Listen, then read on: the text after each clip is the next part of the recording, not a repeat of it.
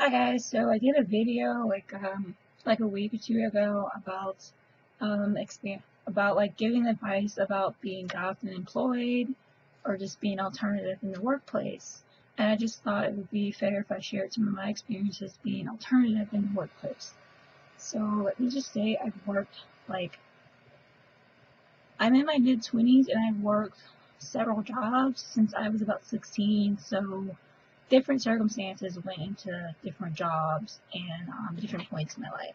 So like my first job was I worked at it was with After School Matters. It was like a medical certification thing where like half of the program was learning about like heart conditions and lungs and how to do like basic medical screenings. Like we didn't do blood work or anything, but we would just ask people questions, like basic questions about their health, and then we would take their blood pressure, test out their breathing with a stethoscope, and tell them what their blood pressure is and what that means, you know, whether or not their blood pressure is too low or too high, or if they're at risk, and give advice about what they can do differently to help make themselves healthier and when they should see their next doctor. Um, so, like, if their blood pressure is too low, we'd ask them questions based on that, and then um, like give advice on that. And we were supervised by doctors and medical students, so it wasn't like it was just kids running it, you know, telling people like serious medical stuff. It was very basic. And like we wore like these heavy blue medical coats, and like everything else we wore like our own clothes, and like I wore my makeup, you know, like I wasn't really doing all this in high school. I just wore like heavy dark eyeliner, and I still had eyebrows back then, and I don't think I started wearing black lipsticks until like my early 20s, late teens, maybe like a red lip gloss or something. And like I wore my regular jewelry, like I used to have like armfuls of like jewelry with beads and spikes and all that stuff. And I wore like my black choker and like my bat necklace and stuff. And I like wore my layered necklaces, you know, at least two or three of them. And like it was never a problem with anybody that I worked with. Nobody ever reprimanded me. Nobody ever told me what I was doing was unprofessional or anything. People there are very understanding, very respectful, and like some of the doctors and medical students that work there were interested in some of the same music that I was into. They're like, oh, cool, like you're like rock music, you like metal, and like we would talk about bands, we talk about music, we talk about how music has changed over the years, and like compare music to how it was like in the 80s to how it is today. Like we talk about rock stars and stuff, and like I got along with staff pretty well, and like nobody really cared about the way that I looked. I was bullied by these three groups of girls because I was different, and but they kind of bullied everybody. They just seemed like very insecure, low self-esteem having people, and they would just do stuff and like always get into trouble. Um, so I can't really say I took that personally. I just thought, oh, okay, well, that's the type of BS that you're on. You know, you stay over there, and like I still want to be me. I don't care what you do. I'm not, you know, gonna try and appeal to you. I'm not here for you. I'm here to learn. I'm here to grow, and you know, it was a very positive experience for me.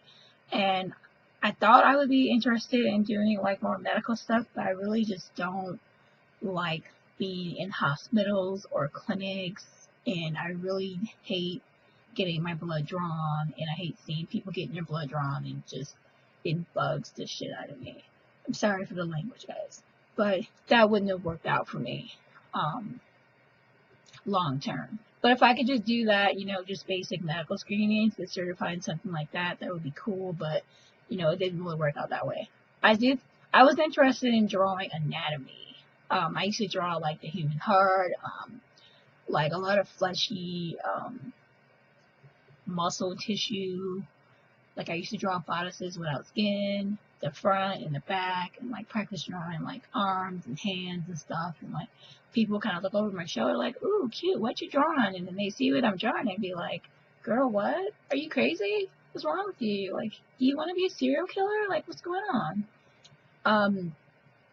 But then people was like, oh, but then like people who work there, you know, like what would be like my mentors and managers, they're like, oh, that's really cool to see, like young generation so interested in medical care, and like we're glad to have inspired you and such. So that was pretty cool. I didn't really have any problems with the way I looked there. And then I went to a boarding school in Wisconsin, and they made me work in a factory. I didn't get discriminated against for being goth, but because I worked in the factory, we weren't allowed to. Well, first of all, it was a 7-day Adventist school, and we weren't allowed to wear jewelry. We weren't really allowed to wear like heavy, dark makeup or anything. They really don't like makeup. They don't like jewelry. Like, you're not allowed to wear it at all. And if you worked in the factory, you weren't allowed to wear any nail polish, any hair clips, bobby pins. You couldn't wear belts that had studs or spikes in it. You couldn't wear like suspenders unless you needed help holding your pants up. Like, you couldn't just wear them hanging down like for decoration. You couldn't wear anything that was too loose or too tight. You couldn't wear anything that would prevent you from doing your job effectively, and you couldn't wear anything that would pose as a choking hazard, something that can fall off into the food or get stuck in some machines and, you know, cause it to break down, whatever. You couldn't wear anything like that. So it wasn't like I was singled out or anything. Just like, this is a safety thing. This applies to everybody. Nobody's allowed to do it. It doesn't matter, you know, how old you are, how long you work there, or what. Like, you weren't allowed to like do those things. So yeah. I didn't start dyeing my hair until I was 18. And when I first dyed my hair, like, I dyed it at home. I used Manic Panic, and I got the black hair dye because like my natural hair color isn't black. It's like a dingy brown, dark brown, and like in the summer it would have like highlights of red and brown. Like, it depends. Like, it just changes depending on what's going on with my hair. So I dyed it black just so that it could be like one solid color. And like, Manic Panic bled a lot. It didn't stick to my hair, and it didn't really look that much different, and it wasn't really black. It was like a really dark blue, and it just didn't really, I didn't like it, so I just let it fade and I didn't do it again. And then, like, my sister was concerned about me bleaching my hair, so she took me to a professional hairstylist, and I got my hair half black, and then I left the rest of my hair brown. So it was like half and half red thing, and it lasted for like a year, but like it faded and stuff, some more washing and everything. And I really liked it. I liked it better when it faded from like a bright red to like a nice ginger color. Like, I really like that. And I kind of miss it, but I like the way my hair is now. So, when I had red hair, I moved to Maryland for 2 years after high school, and I had red hair. I had like faded red hair, and I got a job in a mall as a salesperson for like a nail stamping company. And like, I didn't get discriminated against for my hair color. I wasn't told that I needed to dye it or change it or anything. Like, all that person cared about was getting sales and pitching to customers and making sure everything's tight. He really just cared about, can you do the job, and are you going to be a reliable person, and like, you can start right away. So that was pretty cool. And then after my hair started fading like all the way down to blonde and didn't have any color in it at all, I dyed it purple. Again, I tried Manic Panic. I bought a bottle of purple hair dye, but it turned green, so I had green hair. And then like, I was applying to jobs and stuff, and like, I got a job working for a charity, like a fundraiser, you know, asking people to sign up to sponsor children in third world countries and in America so that we can reduce the effects of human trafficking and starvation and all that stuff in like it was never a problem with me getting that job or any discrimination about the way it looked. I did get questions like, "Hey, why is your hair green?" Because I lived in Maryland and like that area was pretty conservative, especially like Virginia. So I got a lot of, "Why is your hair green? Why'd you do that?"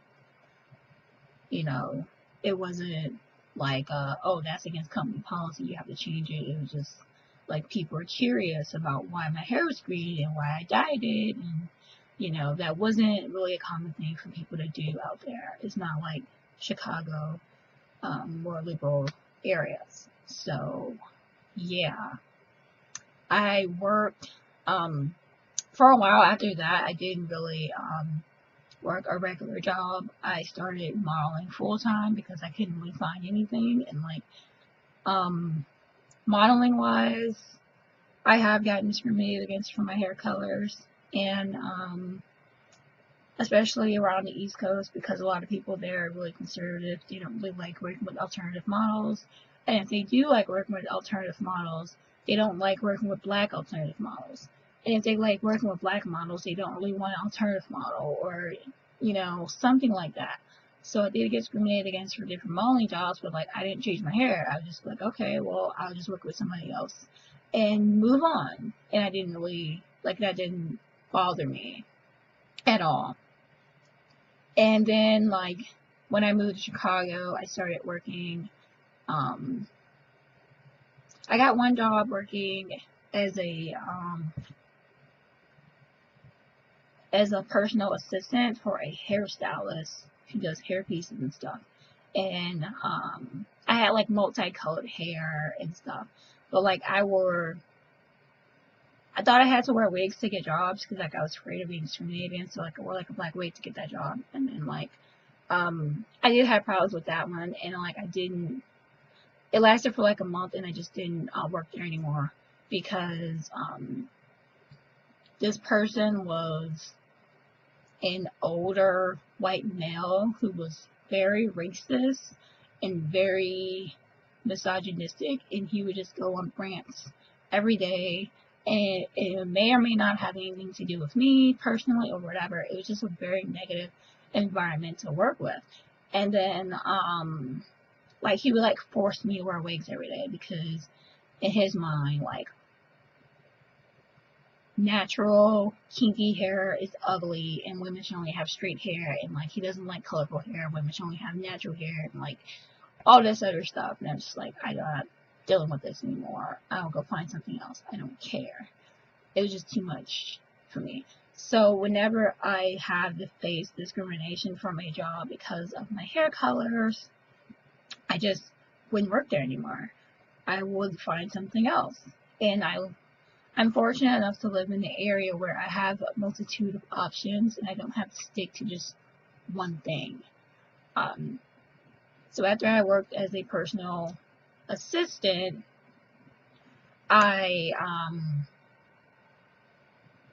so like after I worked as like a personal assistant, I worked as a seamstress in a town very far away from my house. It was like an hour and a half commute every day.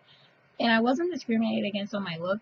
At the time, my hair was blonde, and like I would vary between wearing my synthetic dreads and my natural blonde hair, and like I had a mohawk, and like I wear my dark makeup and stuff. And like I wasn't really discriminated against, except for like one time I came into work and I was wearing like very business casual attire, like a very corp goth look. I wore like a black button-down shirt and like a skirt that came down to my knees. It wasn't down to my knees, but it was like mid-thigh. It wasn't like super short or anything. And like, I'm not sure if I wore tights or anything that day.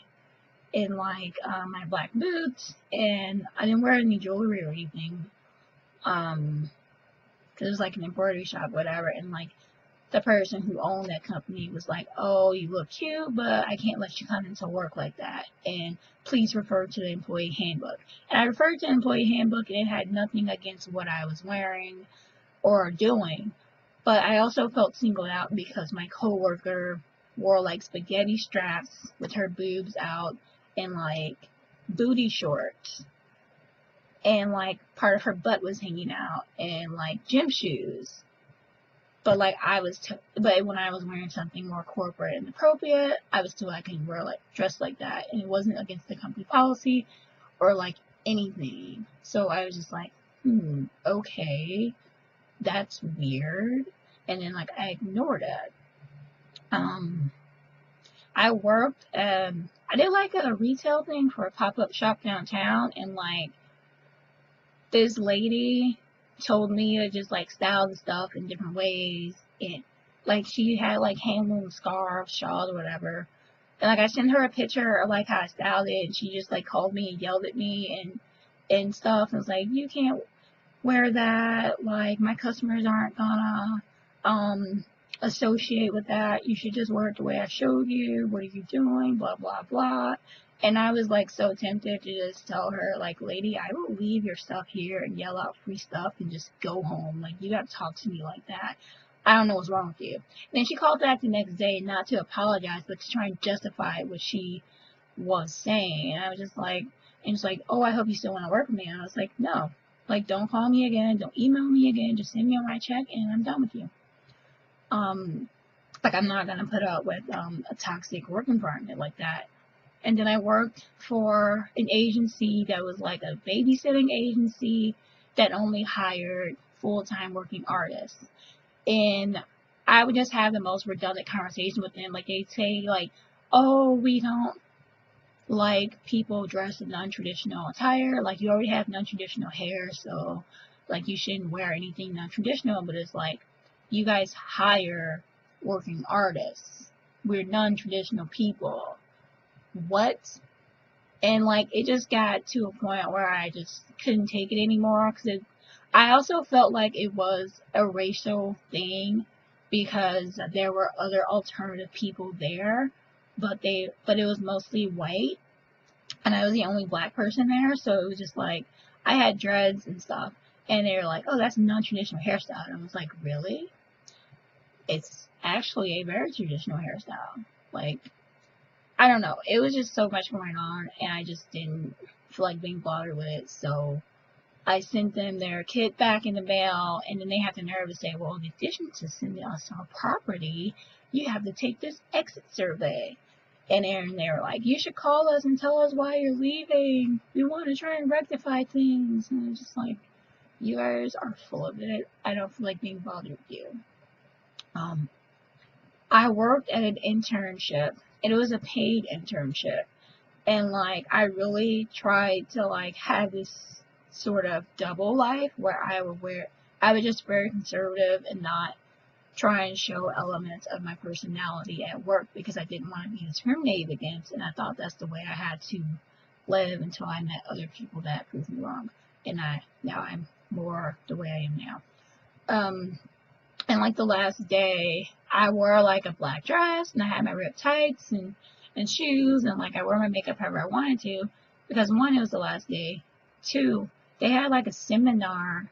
It wasn't a seminar, it was like a ceremony before. It was just kind of a graduation ceremony, like, hey, congratulations for finishing the program. We wish you guys the best in life. Here's a thank you thing. Like, here's a thank you certification for being a part of the program. We thank you for your time, and we wish you guys the best in life. And, you know, feel free to use us as any references when you apply to other jobs, or if you're looking for advice to get into these different fields, blah, blah, blah. And then, like, we had to work after that. And then I had plans to late at night. So I dressed, you know, how I regularly would dress. And it wasn't the management that had a problem with the way I looked. It was the coworkers, because they were jealous of the way I looked, because they weren't allowed to dress that way, because they didn't feel confident enough to dress that way. And it was sort of this pecking order like mentality. And people told me like, oh, you're dressed very inappropriate for work. And I'm just like, well, one, I shouldn't even really be working today, because like it's the last day, and we had like a ceremony beforehand, and I thought you guys were going to do the ceremony, just work first on one day and then have the ceremony on another day, but then you guys flip the script or whatever.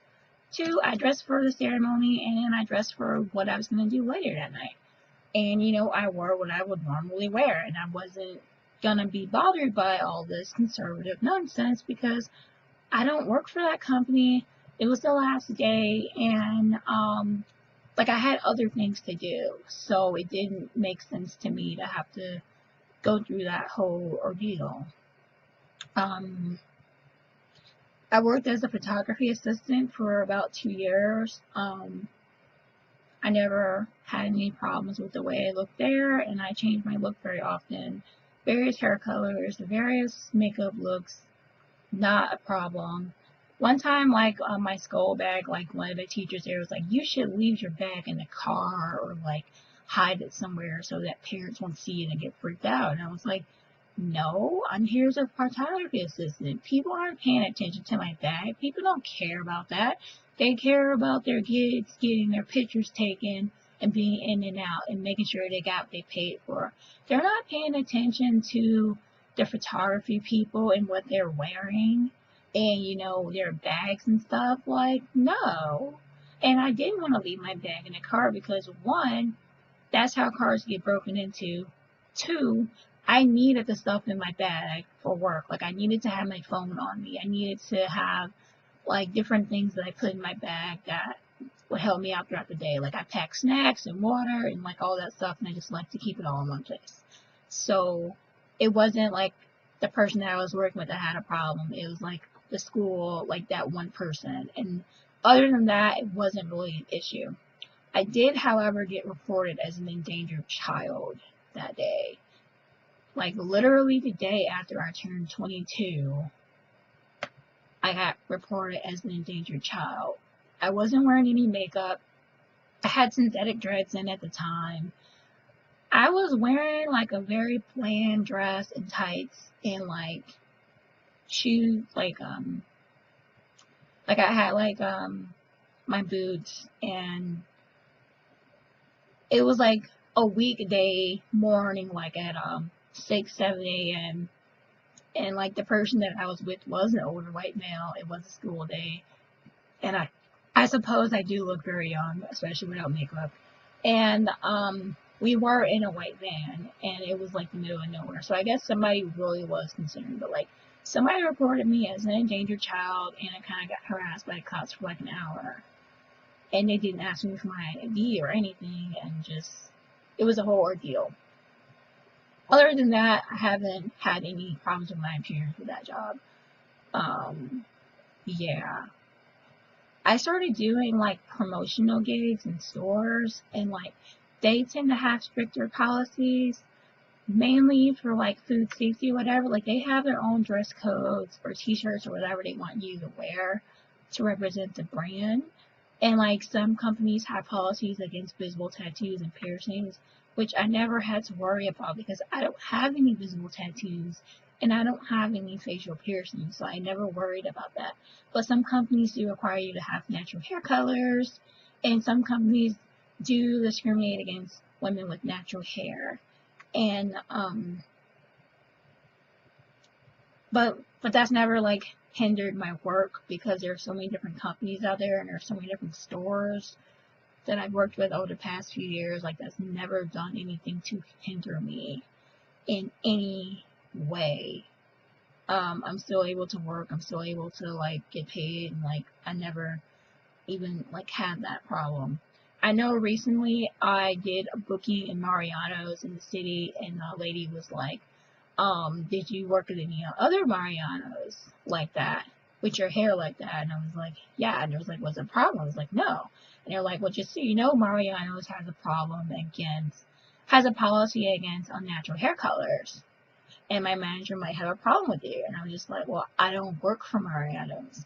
That rule doesn't apply to me. I work for the agency that sends me here once a month, if even that, because they send me to different stores every time they book me, and like that's not really a problem, and I have to wear a hat anyway, so I don't understand why we're having this conversation.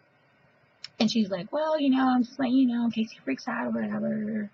And I'm like, okay, well, I'm letting you know that doesn't apply to me because I'm not an employee here. Like, I don't work for this company. And like when I do brand ambassador and promotional jobs, most of the times I don't even meet my managers.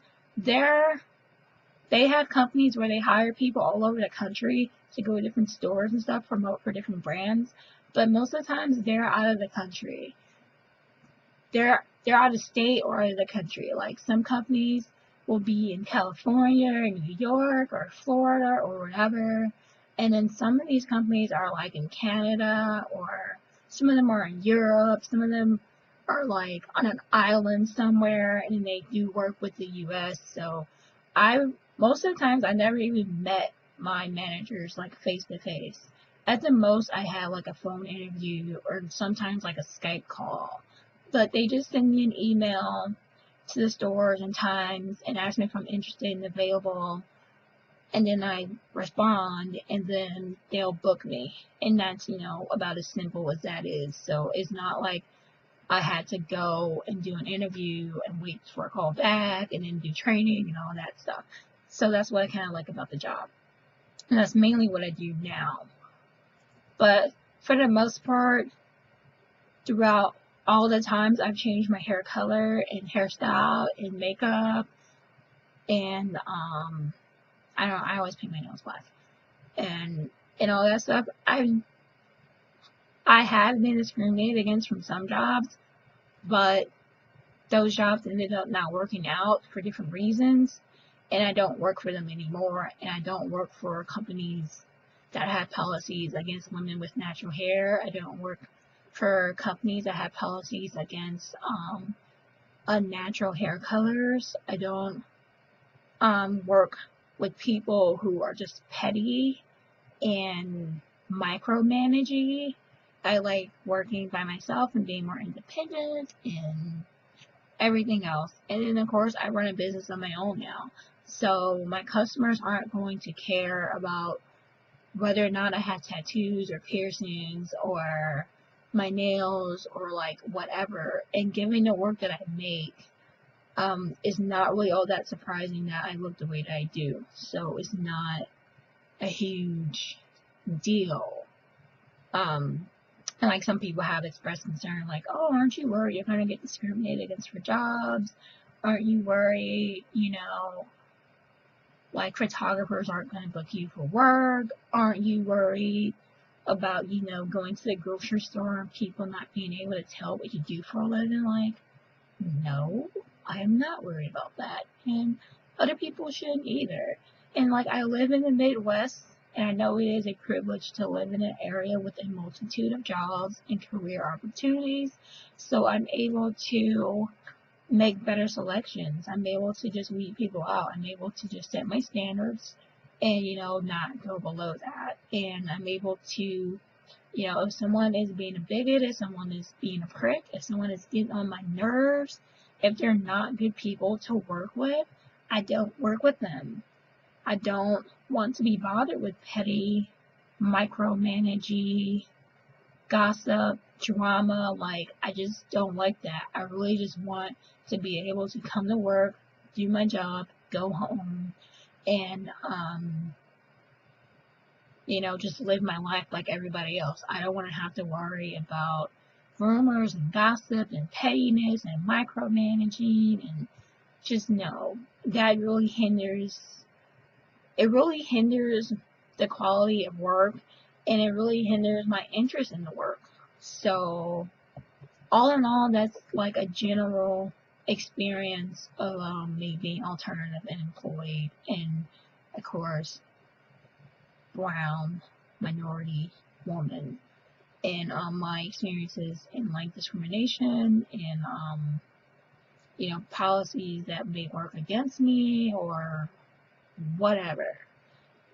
I've been able to work around it, and I know other people who are fully tattooed, has facial piercings, and they work all type of jobs, all type of fields. They come from all different ages, backgrounds, genders, nationalities, races.